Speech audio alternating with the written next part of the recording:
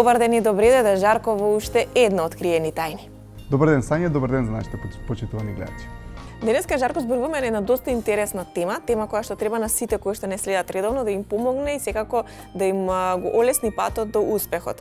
Комуникацијата е она тема на која што денеска ќе разговараме, комуникацијата и тајните кои што секако се поврзани со добра и успешна комуникација. Но доколку ве прашам дали постои формула за добра комуникација и од што е составена, како би изгледал одговорот на ова прашање? Точно, комуникацијата е еден од главните фактори за успех. Во многу од секојдневните ситуации можеме да разбереме дека во колку имавме подобри комуникациски вештини, во колку успев подобро тоа да го искомуницирам, можеби подобро ќе бидев разбран, можеби тоа ќе допринесеше, да го постигнам тоа што го сакам и така натаму, така да комуникацијата дефинитивно е ако не број еден од главните фактори кои што човекот треба да ги посетува за да има успех. И не само успех, него исто така и самото комуникацијско ниво на еден човек е одраз за тоа колку тој е жив, кој што и ќе го покажеме и докажеме се надевам во нашата емисија, но точно има формула за комуникацијата откриена од господинот Хабард, што и го споменуваме во нашите емисии, а тоа е дека една комуникација има своји елементи. Значи, се она за да го разбереме нештото подобро, треба да го расчлениме на некои составни делови. Така да и овие составни делови се делови кои што една комуникација, односно една добра комуникација би требала да го има, а секоја добра комуникација се состои од следново нешто. И секој од овие ќе ги објаснам дал во ова прашање можеби малку понатаму во емисијата, но тоа е дека мора да бидеме волни да бидеме причина. Зборевме за причина во претходните емисии дека тоа е нешто од каде што произлегува нешто од каде што потекнува. Никога сме причина за нештото, ние потегнуваме нештото да се деси. Така и во комуникацијата имате некој човек кој што ќе потегне некоја комуникација, односно ќе започне комуникација. Значи мора да имате некоја точка од каде што имате излез на комуникацијата. Така да кога човекот е причина, сака да започне комуникацијски разговор, можеби седите со некого, тој другиот молчи и вие ќе му кажете нешто, вие сте причина. Значи сте почнале да разговарате за некоја тема или сте причинител. Така во комуникацијата секогаш има еден кој што е причинител. А другиот, од другата страна на комуникацијата треба да биде волен да биде приемна точка или ефект. Зборевме дека ефект е нешто или е позиција, ајде да кажам така, каде што нешто примаме. Значи некој нешто ќе ни даде, тоа е причина, ние сме ефект кој ќе го приме. Некој нешто ќе ни каже, треба да сме волни да сме ефект, за да можеме тоа да го восприемеме и да го слушнеме. И во комуникацијата така и обично бива во една добра комуникација. Има некој човек кој што нешто ќе му каже на некој другиот човек. Гледате, тоа идеја се пренесува преку збор. Но ако во секоја комуникација имаме некоја идеја која што сакаме да ја споделиме, нешто што сакаме да го кажеме на некој друг, така мисла, замисла, идеја, што и да е, ја префрламе преку зборовите. Но исто така комуникацијата може да биде и преку друг предмет, например, ако во фудбалот исто така имате добра комуникација. Луѓето комуницираат преку топката. Така, значи тоа е исто така наместо идеја која што имаме во вербалната комуникација, имате невербална комуникација каде што некој ќе му подадете топка и тој другиот ако свати дека тоа е тоа што сакате да го направите, ќе прими топката. И тогаш тоа е ефект. Така, па после тој ќе ви ја подаде топката, тој ќе стане причина, другиот кој ќе ја прими топката ќе стане ефект. Но исто и во комуникацијата, само што не користиме предмет, него користиме идеја. Ете имаме нешто кое што сакаме да го споделиме со некој друг и тоа произлегува од нас, таа идеја ја пренесуваме до другиот човек кој што треба да ја приме. Значи секогаш во комуникацијата имаме причина, имаме некое растојание преку кое што таа идеја доаѓа, и имаме од другата страна човек кој што е волен да го прими тоа или да го прифати. Сега, целта на секоја комуникација е да се разбереме. Така затоа и разговараме. Некогаш знам дека имаме комуникација каде што едноставно се случува ради реда, но ајде да кажеме вистински добрата комуникација има за цел да се разбере другиот човек што е тоа што сака да го каже. Но кога имаме некогаш идеја која што сакаме да ја споделиме, има еден многу битен фактор кој што многу често е занемарен во комуникацијата, а тоа е намерата. Гледате, без разлика дали сме причинител, значи од нас да произлезе нешто кое што сакаме да го споделиме со некој друг идеја, мораме да имаме намера таа идеја да ја спроведеме до другиот човек. Намера е нешто кое што е многу битно да се има. Ако имаме намера да нешто направиме во животот, ќе го направиме. Така, ако имаме намера да станеме и да отидеме некаде, тој ќе се деси. Ако имаме намера да се напиеме вода, ќе се напиеме вода. Намерата е показател колку сакаме нештото да се деси. Така. Сега, таа намера мора да биде присутна за идејата да се пренесе до некој друг човек. Јас стварно имам намера, знам дека и ти, да бидеме многу разбирливи за нашите гледачи и за тоа даваме многу примери од секојдневието. И поради таа намера тој го правиме заедно. Гледате, намерата е таа која што предизвикува идејата која што еден човек кој што разговара да биде пренесена на другиот човек. Воколку вие имате намера да бидете разбран. Така, ако некој човек има намера да биде разбран, би користел јазик кој што е разбирлив. Така, би користел зборови кои што се разбирливи. Бил тука со вниманието да се пренесе таа намера до другиот човек. И тоа е дел од комуникацијата. Во спротивно, воколку вие немате намера да пренесете некоја комуникација до соговорникот, тоа би изгледало вака. Ке кажете нешто, ама вниманието е целосно на друга страна. Воопшто него не гледате некого. Нето воопшто не мислите на него. Не сте со вниманието кон него. Ете, намерата е многу битна да имате намера да ве разбере тој друг човек. Од другата страна, тој истиот мора да има намера да тоа што вие го кажувате го прими. А за тоа да се деси мора стварно да биде тука со мислите. Нели? И кога и тој има намера да ве разбере, и вие имате намера да бидете разбран, тоа е клучот или едно од главните фактори за самиот успех. Зашто? Затоа што комуникацијата има за цел, ако од мене произлезе нешто, ти ако немаш намера да ме разбереш или не ти се збори у тој момент, дефинитивно нема да излезе ништо добро од таа комуникација. Но ако и ти сакаш да ме разбереш, вниманието ти е на мене, намерата ти е на мене, и ја имам намера да бидам разбран, имам внимание на тебе, и оно што се случува ја кога зборам, од другата страна соговорникот треба да направи дупликат баш на тоа што јас сакам да го кажам. Ако сакам некој да ми свари кафе, и конкретно, прецизно кажам какво кафе сакам, колку шекер сакам, не знам, што и да сакам. Видите, морам да имам намера и другиот соговорник, ако има намера, тој ќе направи ист дупликат, како на фотокопир, од она што сум го кажал јас. Во тој момент, кога ќе се случи тоа, нема проблем во комуникацијата. Но многу често се случува едниот да каже нешто, другиот човек нема внимание на него, нема намера да го слушне. И одеднаш не ни знаете што тој човек ви кажал. И одеднаш ќе направите нешто целосно спротивно на тоа што тој кој што ја започнал комуникацијата имал за цел вие да направите или да го разберете, и тука настануваат главните проблеми. Значи, ќе ја продолжам разговорот, но едно од главните работи е, значи, човекот треба да биде волен да биде причинител, значи од него да потегне комуникација. Друг човек кој што треба да биде волен да биде ефект, да ја прими комуникацијата, и јас и другиот човек мораме да имаме намера, јас да бидам разбран, тој да ме разбере мене, јас да имам внимание кога зборам на него, и тој да има внимание на мене, и јас да имам за цел другиот човек да направи дупликат од тоа што јас го правам, и тој исто така да има за цел да направи дупликат од идејата и таа мисла која што му ја спроведувам, која што му ја пренесувам преку растојанието, точно да ја разбере на начинот на кој што сум ја кажал. Во спротивно е многу често, па ја не те разбрав дека тоа го сакаш, ама па од кај ја да знам дека тоа точно го бараше? Или одеднаш настануваат проблеми, луѓето често мислат дека комуникацијата може да предизвика проблеми, но предизвикува проблеми само доколку не се следи формулата. Но фактички, дури комуникацијата, рековме, ако предизвикува проблеми, повеќе комуникација ќе предизвика разбирање, а не помалку. Жарко, може ли да ни кажете колку е важно да се биде присутен во сегашноста, значи умот, се тоа да биде тука кога разговараме со некого, за да имаме предуслов за добра комуникација? Точно тоа е поврзано со намерата и со вниманието. Гледате, многу често не сме тука. Не сме во сегашноста кога збориме, кога слушаме. Дури кога сакаме да кажеме нешто, а кога сме замислени на некои други работи, може да сме неразбирливи за соговорникот или за тој кој што сака да ни ја прими комуникацијата. Така да бидеме со мислите во сегашноста е главен предуслов за една добра комуникација. Затоа што гледате мислите, вниманието е тоа кое што предизвикува да восприемиме нешто на добар начин.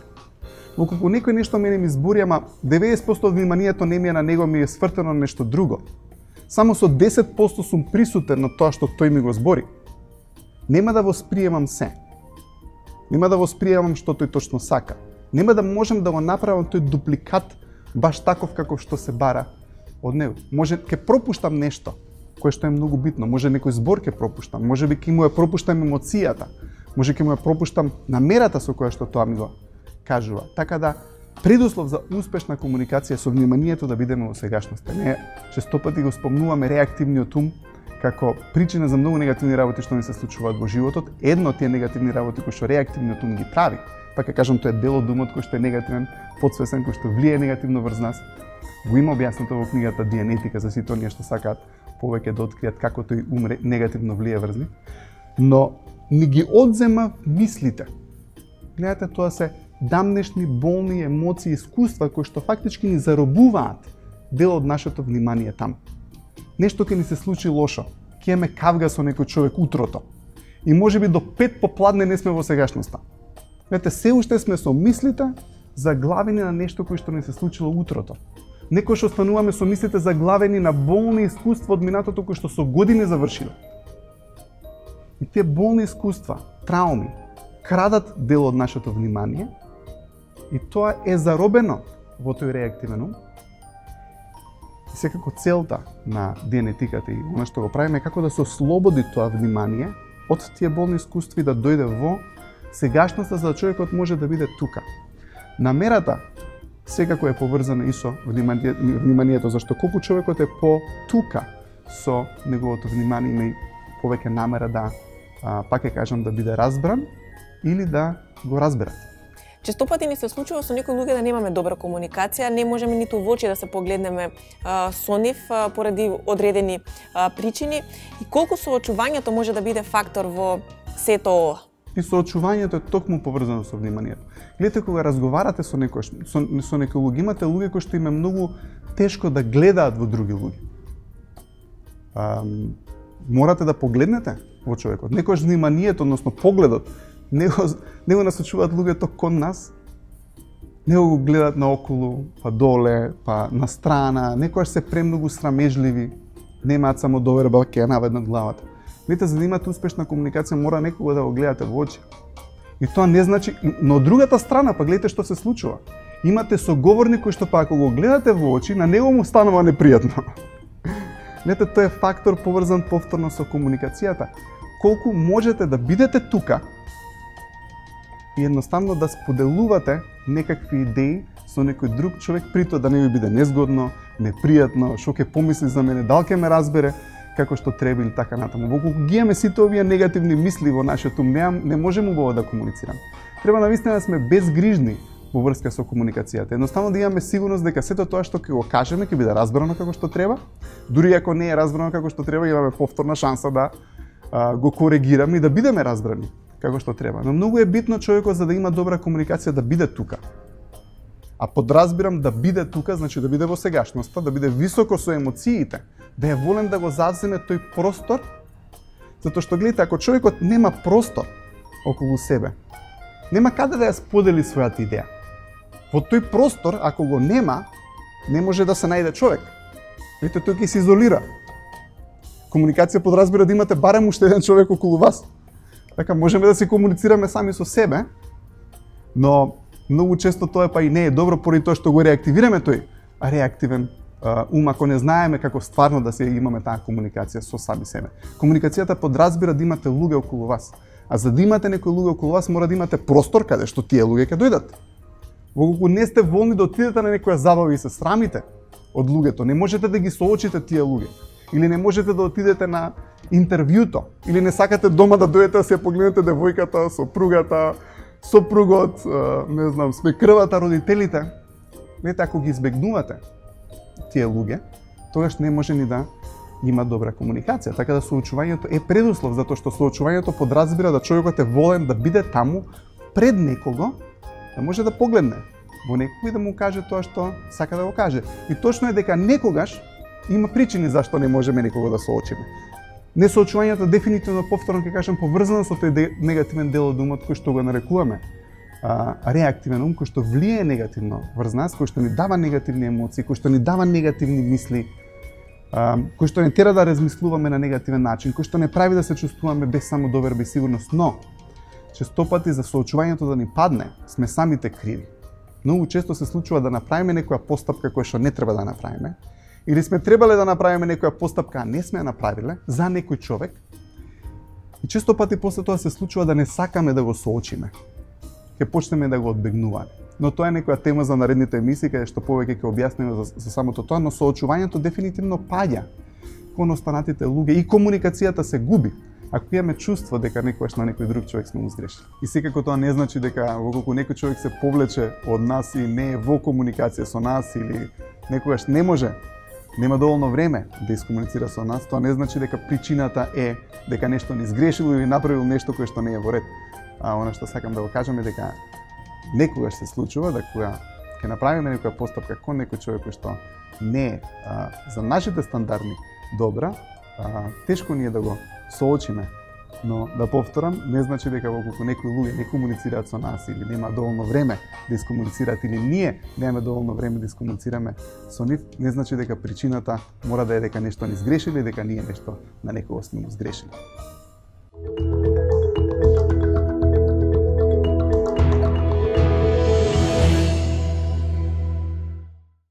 Продолжуваме понатаму со денешната тема на разговор. Комуникацијата како основна алатка за успех е денешната тема на разговор. Ние го продолжуваме разговорот. Ни кажавте дека имаме причина и ефект кога со некого разговараме, но што се случува кога имаме двајца кои што истовремено зборуваат? Двајца кои што истовремено сакаат нешто да кажат, ниту едниот го слуша другиот, ниту другиот го слуша овој првиот. Имаме ли тука решение за овој вид на комуникација и колку оваа комуникација е успешна? Многу често ќе се најдете у ситуација каде што и двајцата зборат и тука нема разбирање или таа комуникација ќе трае долго. Долго време ќе има проблем тука кога и двајцата се обидуваат да кажат во исто време. Поради тоа што гледате, кога некој човек има порив да каже нешто, мора да има приемна точка каде што тој набој, некогаш сме нервозни кога сакаме нешто да кажеме, така? И таа нервоза едноставно треба да се канализира некаде. Од другата страна имате човек кој што треба да е приемна точка. И гледате, не е лесно поради тоа што пак ќе кажам имаме реактивен ум. Тој реактивен ум се вика реактивен ум затоа што не тера да реагираме.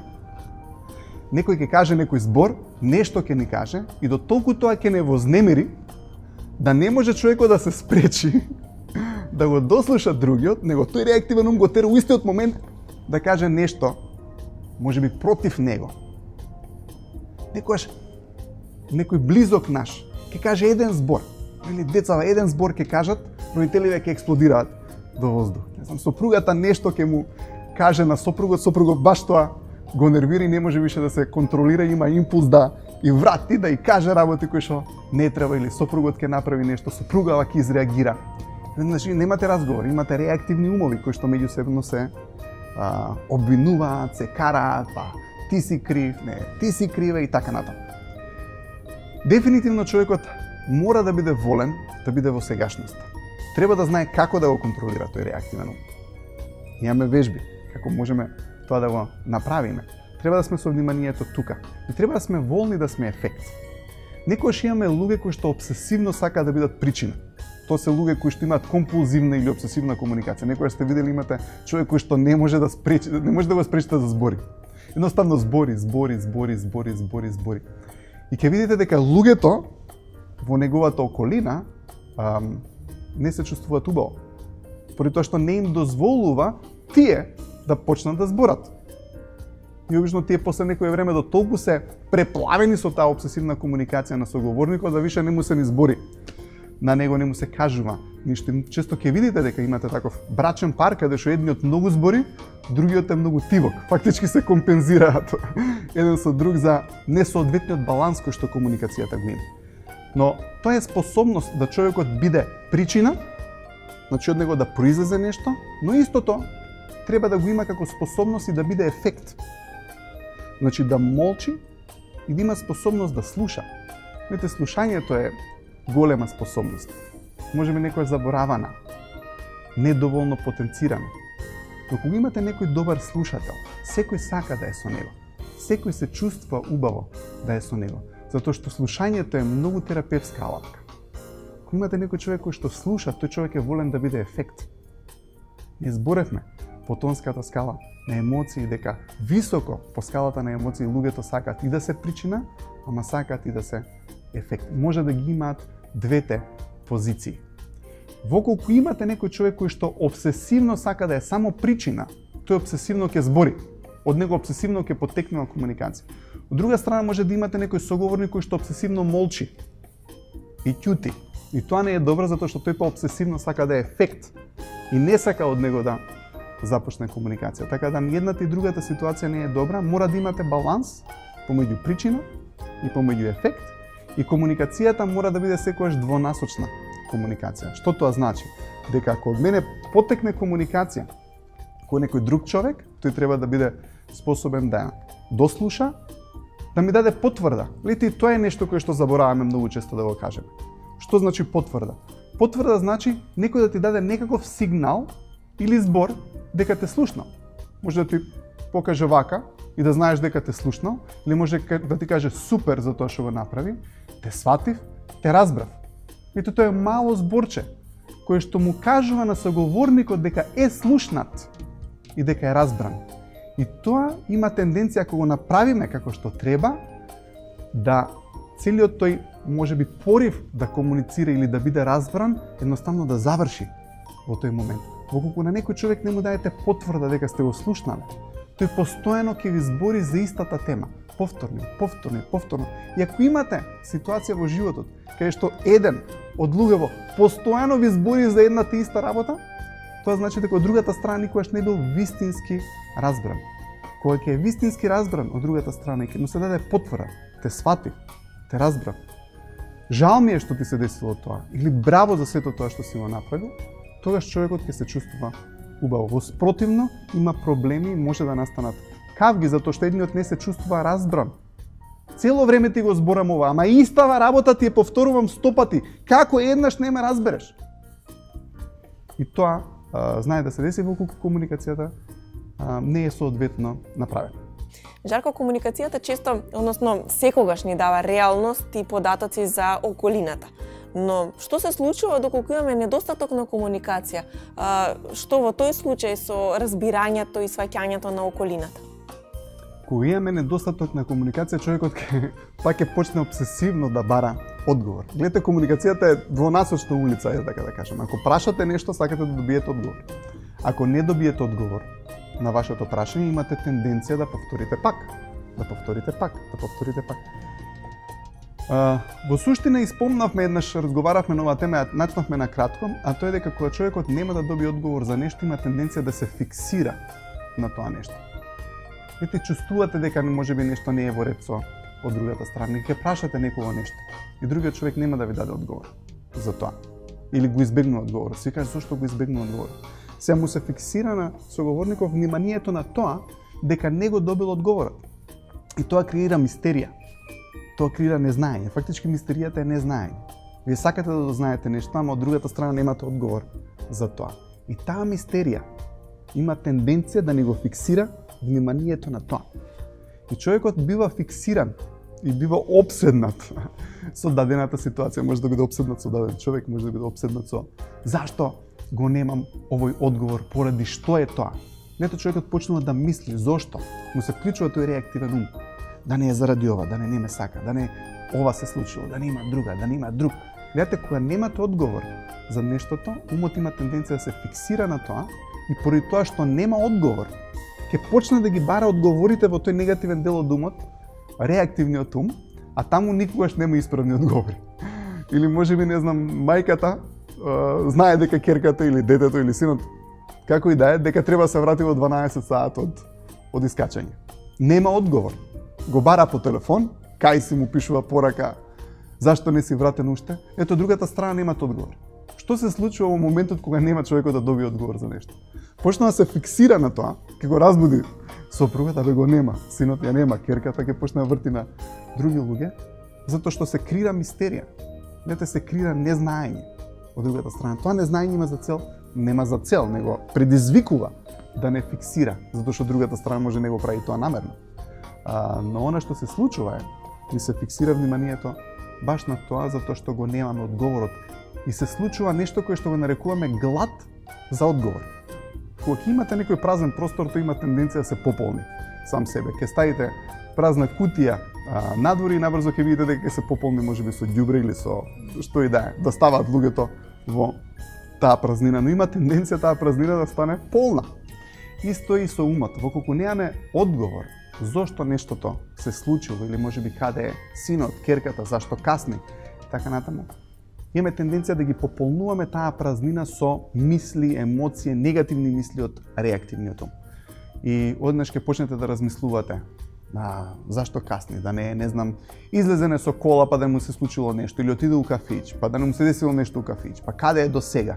Негативни мисли, негативни емоции кои што ќе предизвикаат пополнување на тој глад за одговор. Гледате, имаме глад за одговор, имаме стрв да добиеме одговор.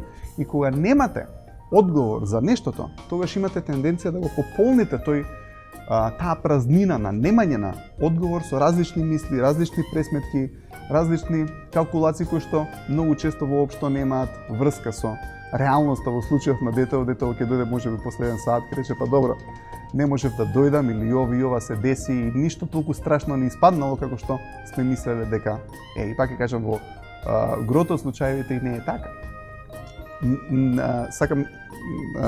Мислам, само реактивниот ум влијае врз нас негативно, но тука треба да имаме доволно комуникацијски вештини да можеме да од другата страна добиеме одговор, затоа што тој одговор ни треба и воколку го добиете тој одговор ќе предизвика да ве отфиксира од фиксираноста која што е насочена кон можеби човекот или кон, не знам, групата или колективот или шефот на немање одговор. Така да секогаш треба да побараме одговор, треба да го побараме тој одговор на убав начин. Треба да објасниме зашто сакаме одговор, а едно од работите е баш поради тоа да добиеме слобода, а знаењето секогаш ни дава слобода, можеби некогаш не е убаво тоа што ќе ослушнеме, но е подобро отколку да бидеме фиксирани и да не знаеме што се случува.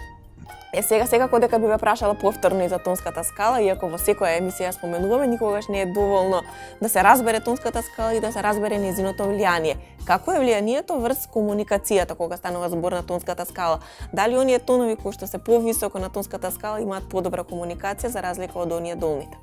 Комуникацијата и тонската скала, не знам дали сме обработиле како тема, но дефинитивно е поврзана. Ќе ја спомнам тонската скала уште еднаш за нашите нови гледачи. И тонската скала е одраз на емоциите кои што човекот ги има. Имаме жолти емоции кои што се позитивни емоции, како што се спокојство на суштествувањето, игри, акција, развеселеност, конзерватизам, задоволен, досада, па доаѓаат после тоа негативните тонови, фактички сите овие црвени тонови кои што гледачите го гледаат на овој приказ е од тоновите кои што се од реактивниот ум, црвените, зелените и плавите тонови. Гледате како паѓаме од овие црвени тонови, тоа се се емоции од тој реактивен ум, тука се антагонизам, лутина, болка, огорченост, скриено непријателство, страф, после тоа имаме тага, одоброволување и така натаму. Гледате, пак ова тонска скала одразува простор. Колку повисоко сме по тонската скала, сме по тука.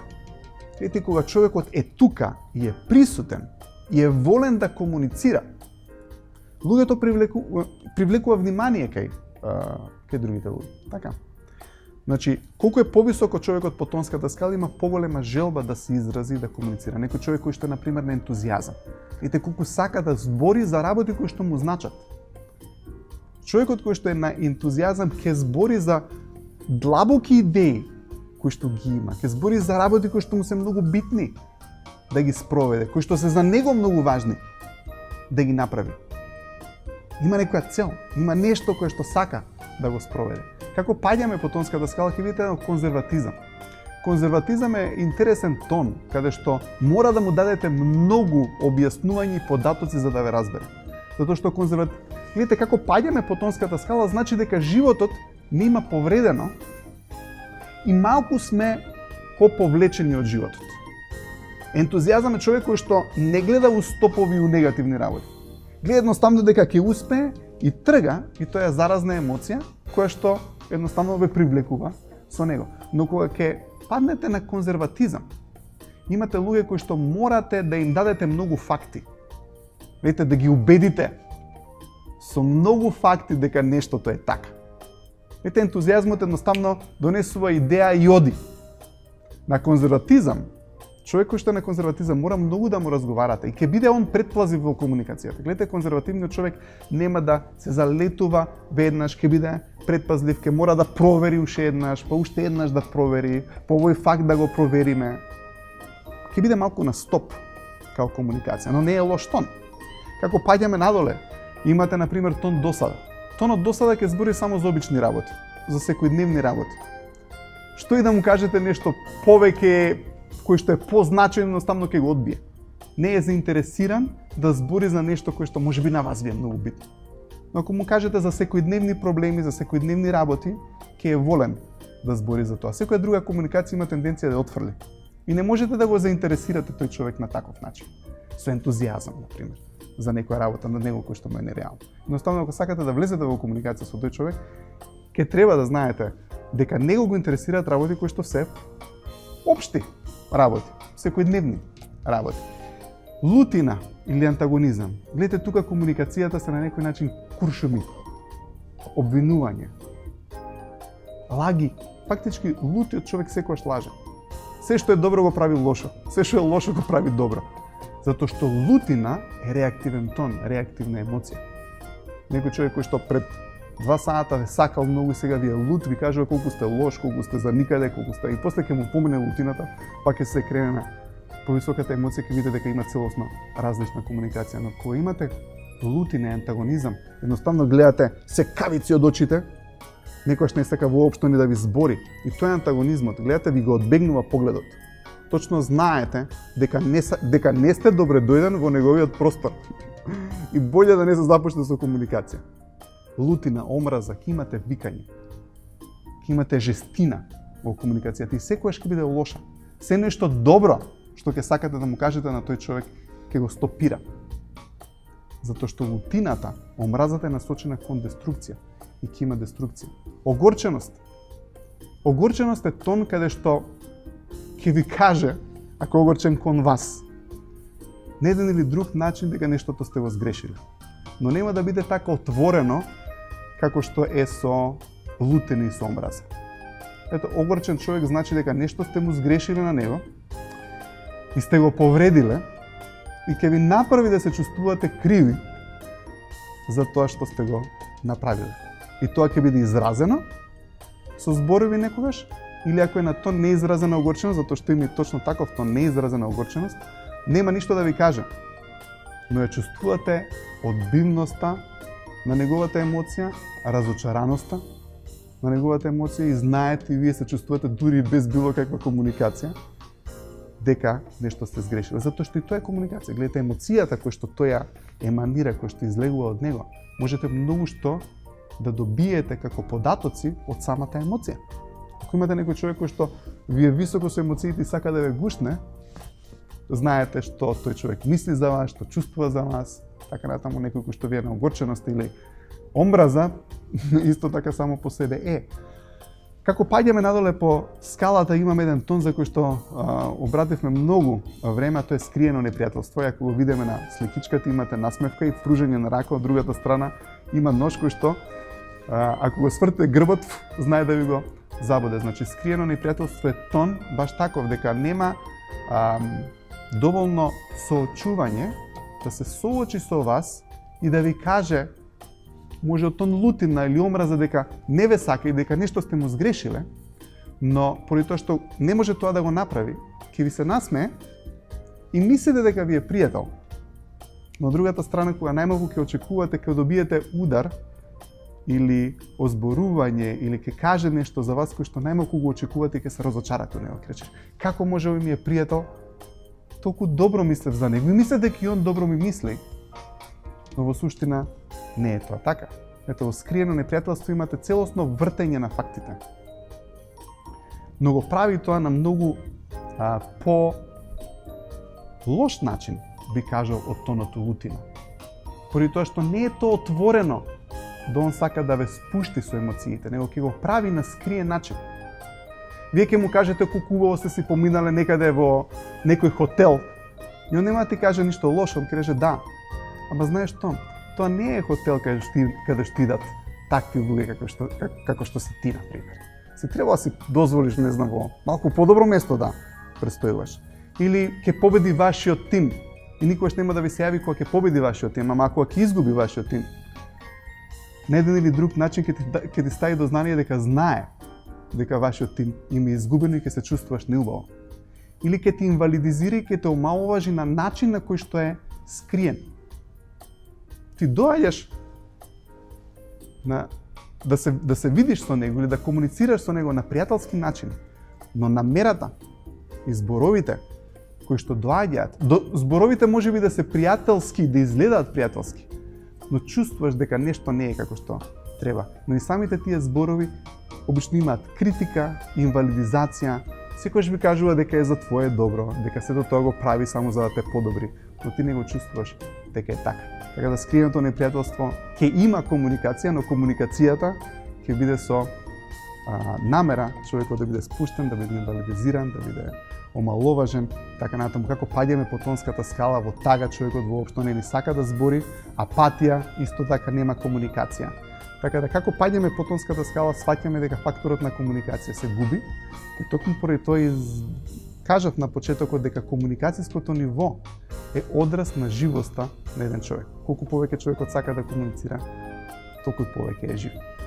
Тука некаде доаѓаме и до крајот на денешната Откриени тајни. Би сакала да ве прашам дали остана уште нешто што би можеле да го кажете за комуникацијата, што е она што би можело да ја подобри комуникацијата, а со самото тоа секако да ги подобри односите помеѓу луѓето. Па комуникација како збор, ајде да кажеме за на крај, комуникаре, потекно од латински термин, кој што во превод видов неколку значења, да споделиш нешто, заедница каде што луѓето живеат. Но од кој да е потекло на зборот да тргнете, значи дека имате нешто кое што е заедно, дали да споделуваш со некого, дали е заедница, дали е... Како и да го земете потеклото, значи дека имате група на луѓе и она кое што може да се заклучи од самото тоа е дека за да имате некаква група на луѓе, за да имате заедница, за да имате заедништво, за да имате тим, за да имате брак, за да имате врска, за да имате група, за да имате колектив, едно нешто кое што најглавно што ја држи таа група, колектив, заедница, пар, брак, е комуникацијата. Ама комуникацијата треба да биде пропратена со афинитет, треба да биде пропратена со високи емоции, треба да биде пропратена со волност да се чуе реалноста или точката на гледиште на другиот човек, да не се стопира веднаш неговата реалност, да се има волност да се прифати реалноста. Затоа изборувавме дека колку човекот е повисоко со емоциите, толку повеќе има волност да ја прифати туѓата реалност и не мора да постојано ја наметнува својата реалност. И тоа е дефинитивно поврзано и со каква комуникација човекот ќе има. Така да дефинитивно комуникацијата е многу битен фактор и се надевам дека на што подобар и поуспешен начин нашите гледачи ќе ја спроведат. Жарко, јас ви благодарам за денешното гостување во Откриени тајни. Верувам дека им помогнавме на гледачите секако да откријат што е она што треба да го прават за да имаат добра комуникација. Верувам дека научија дека треба да слушаат и дека кога зборуваат, секако дека треба со вниманието да бидат тука во сегашноста и многу други работи, секако кои што вие денеска ги произнесовте во Откриени тајни, ќе им помогнат понатаму да имаат подобра, поуспешна комуникација и секако со самото тоа и голем успех во животот. Благодарам, Сања, благодарам за нашите гледачи. Би сакал да повторам дека во колку останавме недоречени за нешто, во колку имате плюс работи кои што сакате да ги дознаете, ве молам стапите во комуникација со мене преку социјалните мрежи и би сакал да го честитам Божит и божичните празници за сите тие кои што го слават.